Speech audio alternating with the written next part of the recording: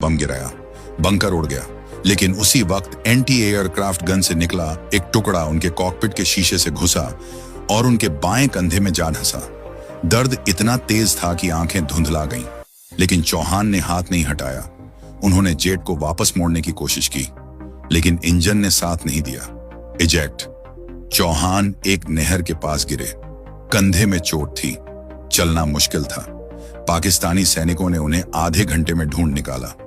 उन्हें जब अस्पताल ले गए तो पाकिस्तानी डॉक्टर को आदेश था, चोट का इलाज करो, लेकिन इतना ही करो कि मर न जाए, इससे ज्यादा नहीं। चौहान का कंधा ठीक से नहीं जुड़ा।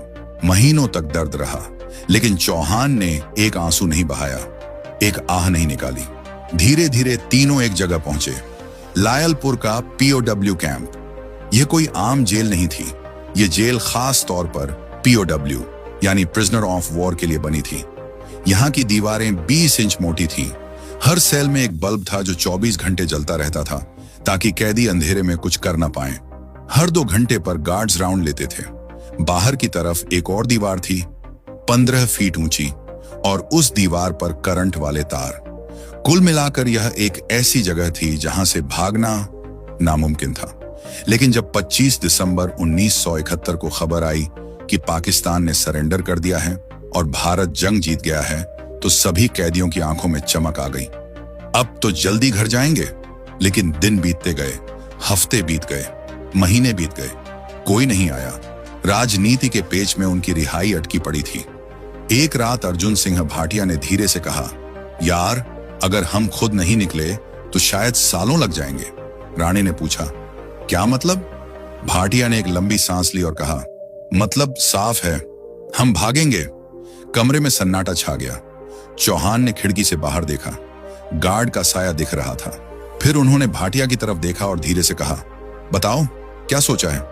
उस रात वो तीनों सुबह तक बात करते रहे, और सुबह तक एक बात तय हो गई थी, यह तीनों भागेंगे या मरेंगे, बीच का कोई रास्ता नहीं। सबसे पहली जरूरत थी जानकारी, जेल का नक्शा, बाहर के रास्ते, बॉर्डर कहां है, अफगानिस्तान कितनी दूर है। इसके लिए उन्हें जेल के कमांडर मेजर इकराम उल्लाह का भरोसा जीतना था। मेजर इकराम उल्लाह पढ़ा लिखा आदमी था, उसे इतिहास और भूगोल का बहुत शौक था। भाटिया ने यह कमजोरी पकड़ी। वो रोज उससे बातें करने लगे, मुगल इतिहास पर, भारत पाक के बंटवारे पर, सिंधु सभ्यता पर। धीरे धीरे मेजर को लगा कि यह पायलट बहुत शरीफ और पढ़ा लिखा है, यह कभी भागने की कोशिश नहीं करेगा। इसी भरोसे का फायदा उठाकर एक दिन भाटिया ने कहा, मेजर साहब, क्या हमें